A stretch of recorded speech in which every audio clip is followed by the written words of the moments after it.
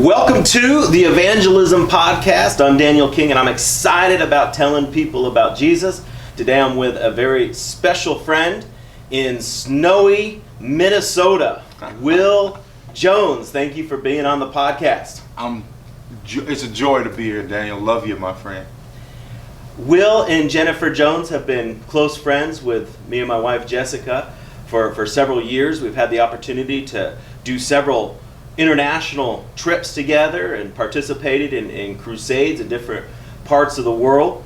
And Will is the founder and the president of Awakening Ministries International, a ministry that's dedicated to evangelism, into awakening, helping the church arise, and helping the church get activated in their mission. So, Brother Will, tell me a little bit about how you got started as an evangelist. Yeah, wow, it's a crazy story. I mean, in short, basically, I was born and raised in an area called East St. Louis, one of 9 children. Mom took us to church. You had one or two options: go willingly or be rolled in. So we chose the first option, to go willingly, and then came to the Lord as a 14-year-old, and really didn't follow Jesus until post high school, almost post college, and I had a radical encounter with Jesus my junior year of college, and just really set me on a path to grow and be discipled. There was a local pastor in the community in my college that helped disciple me and other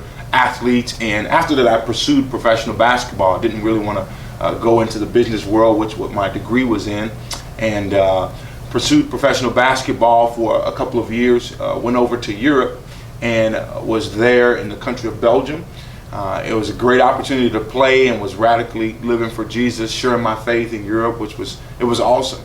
But there I hit a crossroads to really figure out what God had designed me for, what was His purpose on my life, and so set out for the 7-day fast. I think anytime we fast and pray, man, you're going to hear from God.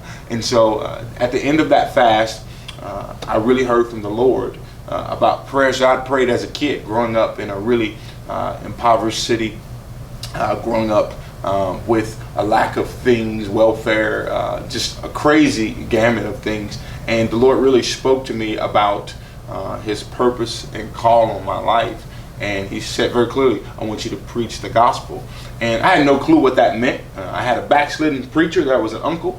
But at that point in time, my athletic professional career was really trajecting.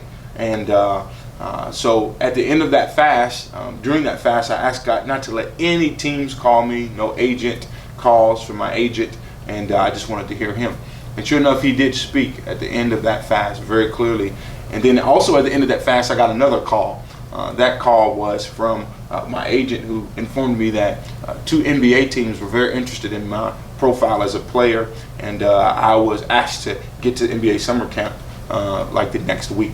I decided not to go, but I decided to go and follow the call on my life, to follow Jesus. And so I gave up that lucrative career of possibly playing professional basketball to become an evangelist. And just a couple years after that, the Lord led me to start AMI, which is Awakening Ministries International. And since then, we've just been preaching the gospel in countries that God has opened up the door, particularly focused on unreached groups in this season now. But it's been a joy.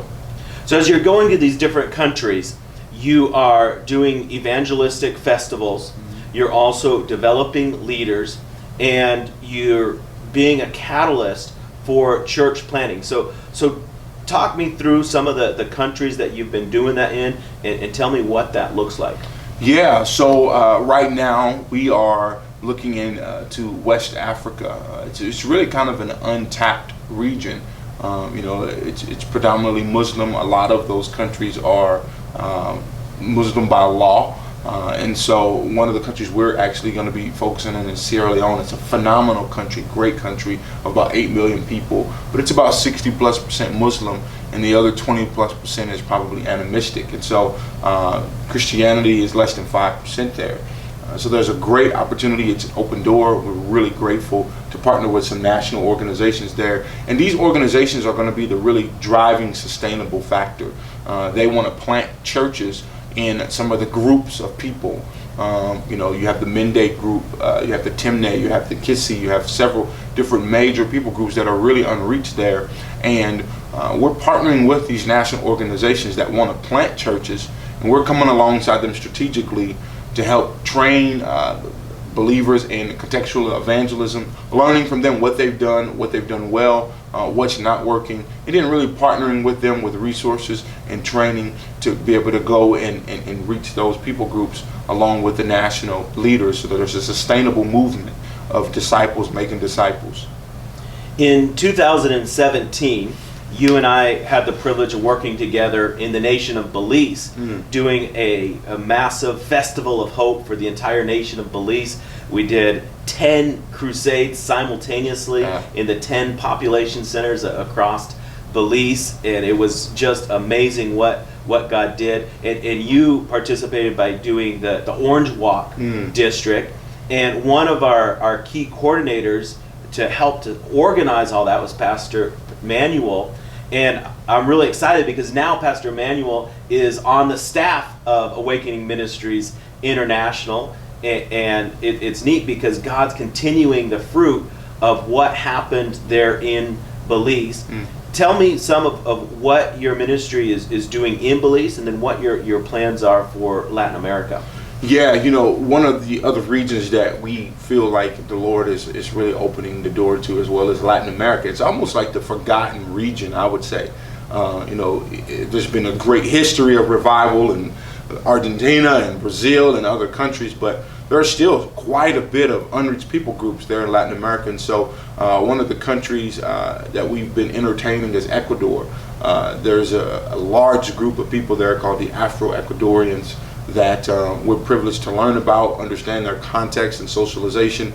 There's some missionary partners there on the ground through a national organization there as well. And so we're really excited. And then what our goal was years ago, and Manuel has been helping this, he's our Latin America director, is we have an actual office in Belize. Even though it's Central America, it kind of exists as a hub. And so, we're raising up some leaders that are from that Central American country. Belize is kind of almost like a melting pot because it has people from Ecuador and Honduras and other Central or Latin American countries that's in it.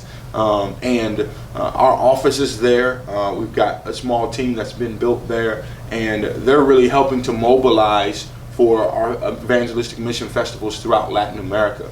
And so our goal in the future is to really infiltrate areas and pockets of Latin America that hasn't been touched really, just as well as some areas in Africa and eventually the Middle East, and continue to go where there's an unreached population that's open and we can get into to do the type of ministry that God's blessed us to do through our festival model.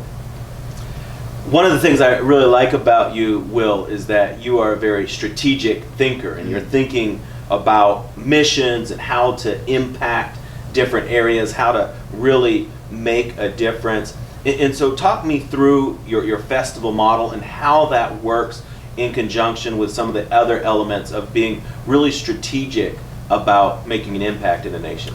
Yeah, I would just start off by saying, Daniel, man, I have to give honor to where it's due, because the late Reverend Billy Graham was like the father of this. You can even go back to, Billy Sunday and Moody and so many, John Wesley. I mean, a lot of these men, great men of God, paved the way for us to even think through strategy today. Even yourself, I learned so much from you and, the Palau organization and people that are years ahead of us. And so this model is almost, it's no point in reinventing the wheel. In a sense, there's some tweaks and things that we needed to do contextually, but really we start out with, I love alliterations because I think they're easy, so it's a lot of P's, but we start out with really a prayer. As you can see, we got this map behind us, and we just kind of look for areas in the world through research and things that we could begin to pray about. And once we feel like God lays something on our heart, there we kind of move toward organizing what we would call a pre-trip or an advanced trip. And in that whole process, man, we're looking for persons of peace. And so I was taught to do ministry best through relationships. And so a lot of times it's not who you know, it's not what you know, but it's who you know. And I know people that know people, but I also don't know people that know people. And so once we can find what we would call a person of peace, we usually try to land a pre-trip in that country. And in that pre-trip, we just try to figure out meeting with key leaders, key fathers and mothers of the city, spiritual fathers, governmental leaders, civic leaders that are Christian and even non-Christian, and look at the spiritual state of that community, look and see if there are good people groups there that are considered still unreached, and see how we can partner with the heart of the nationals. I think that's always the key.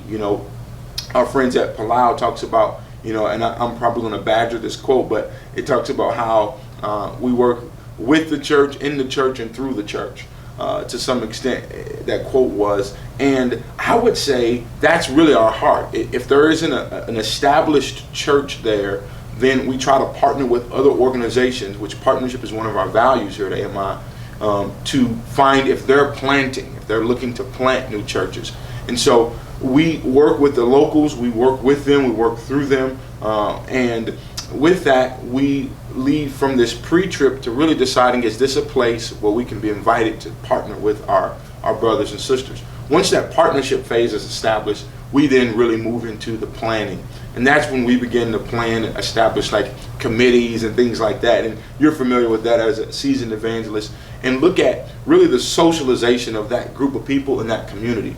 How are they functioning? What do they believe? Why do they believe it? What are things that they worship? Is it animism? Is it Islam? Is it whatever? And look at what are the bridges to the gospel, and then we kind of find the barriers to it, and then we figure out prayerfully, partnering with locals, what's some of the best ways that we can contextually reach this group of people through a festival model. And so we begin to plan that festival. That planning usually leads into what we would call the proclamation phase. And so based on that proclamation phase, that's when we blitz the region there. We send outreach teams out. We do conferences for pastors and leaders. We'll do, if it's conducive to that area, we'll do business conferences, whatever we need to do to blitz that community with the gospel and partner with those nationals. And then finally, based on our festival happening within that week, we move into what we would call the preserve phase, where we really begin trying to follow up with the churches, with the evangelism efforts, discipleship, to really begin to sustain the harvest. And then those organizations that we partner with will plant. They'll plant churches, or existing churches will be strengthened with new disciples. And so that's pretty much what we've been doing. And you do it all with the power of the Holy Spirit. So you got to bring some power from the Holy Spirit in every single phase of the strategic planning. That's so tremendous, Will. I'm just so excited about what God is doing through your ministry and how God has been promoting you. And when we first met, you really hadn't done anything international. I remember we went together to Honduras and just had did an event there, and you were asking questions. How do you do this? How do you do that? And so it's just so exciting to see what God has been doing through your ministry, and I believe that the best is yet to come. If some of my listeners would be interested in supporting you and helping you out, what is your website that people can go to and find out more about you? Yeah, it's Awakening, the word Awakening, M as in Mary, INTL.org. Again, Awakening, M as in Mary, INTL.org. All of our information's on there. We love to send teams. We love to equip churches and partners to go on mission with us. And so we'd love to have people that may be your audience and listening to come along and be, a part of some of our missions teams in some of the countries that we're going to be going in. And we've got opportunities for volunteerism, all that. And so we'd love to have people. We love to develop and grow people here at AMI. Wonderful. Thank you for being with me on the Evangelism Podcast. Awesome. Thank you, my brother. It's just awesome. Keep up the great work, man. Love you. Daniel King is on a mission to save 1 million souls a year, but he can't do it alone. Would you consider sowing a financial seed today? To give, please visit www.kingministries.com.